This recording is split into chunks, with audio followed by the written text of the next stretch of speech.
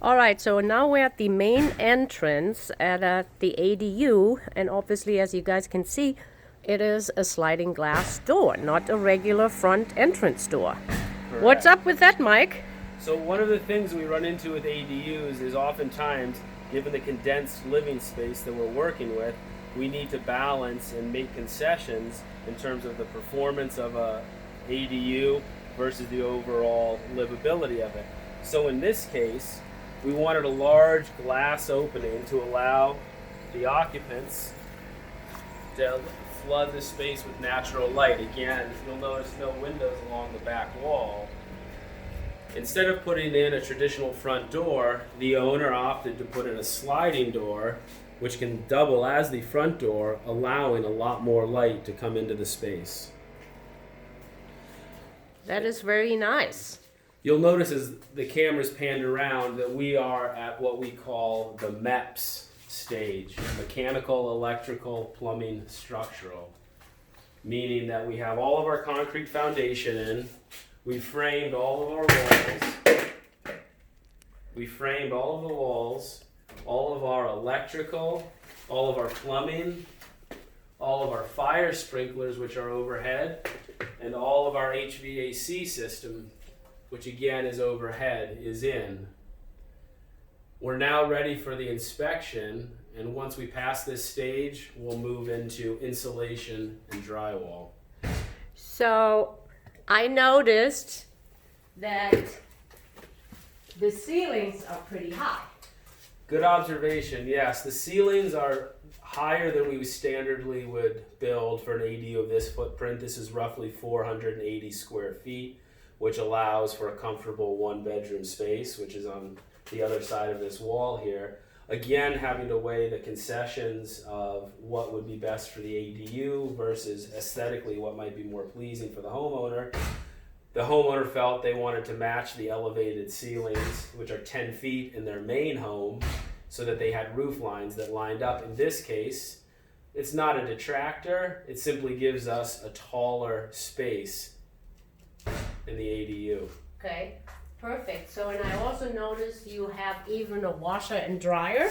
Correct, we do. The washer and dryer was not originally part of the plans when drawn, but in our walkthrough during the framing phase, we consulted with the owner, and because this will be an income producing ADU for them, having a separate laundry facility they felt was paramount to getting maximum rent on the space. So we do have over here, it will be a stackable unit tucked away in a closet here, or an alcove rather. Not the most spacious, but again, when we're dealing with ADUs, we're trying to get a lot of stuff into a small area, and functionality really becomes a big driver for us. Yeah, and personally, from a rentability standpoint, you know, guys, so this ADU is in Carlsbad. You know, you're attracting a certain renter, and actually the expectation on having a washer and dryer, not even a shared one, until if you have the main house, you don't want to share any facilities practically with the tenant if it's income producing. If you're renting it to you know, family member or so, that might be a different story. But while you're in the process of doing this, you know, do it right and also prepare yourself. Even so, if you're renting it to family at first, it might be later on better value and property value if you have a washer and dryer. Talk us through the kitchen. Will it have a dishwasher or? It will. It'll be a tight squeeze, but again, trying to attract a high quality tenant.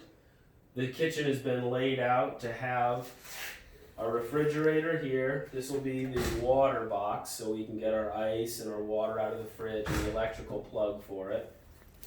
Over here will be our kitchen sink. You can see the plumbing lines, our supply lines, and our waste lines. And then right here, you can see the gas line for our range, along with the electrical outlet to plug the range into. So it'll be a simple bank of lower cabinets with the appliances, along with an upper bank of cabinets. And you'll notice, if you look at the wall, at one point we had a window framed in here.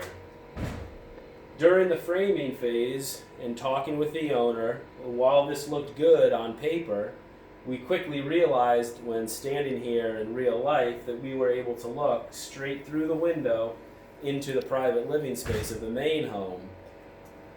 The owner opted at that point to cover this window up and keep moving. So no harm, no foul, but this is a prime example of things that we can do on the fly in real life to try to accommodate a better living functionality of the spaces. Mike, our audience probably would like to know that this is all brand new construction. So you do new brand construction, but if the house would be existing and you would want to add an ADU, is this something you do as well? Absolutely. That's typically most of our clients, 75-85%, are building an ADU on an existing lot. The simple arithmetic is there's not a lot of raw land along the coast left to build on. This lot happened to be a unique situation. So we did build this entire ADU at the same time. Foundation was poured at the same time. The walls were framed at the same time.